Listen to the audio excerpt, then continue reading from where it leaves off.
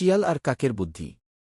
একদিন এক কাক একটি বড় টুকরো রুটি চুরি করে গাছে বসেছিল। রুটির টুকরোটি তার ঠোঁটে ধরা ছিল। সেই সময় এক চতুর শিয়াল গাছের নিচ দিয়ে যাচ্ছিল।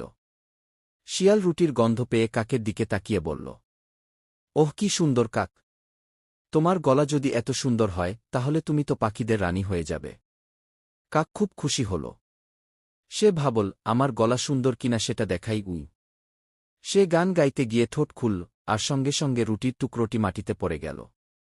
শিয়াল সঙ্গে সঙ্গে রুটি তুলে নিয়ে বলল, তোমার গান হোক যেমনই হোক, আমি এখন আমার খাবার নিয়ে চললাম।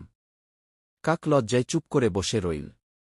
শিক্ষা: অতিরিক্ত প্রশংসায় বিশ্বাস করলে ক্ষতি হতে পারে।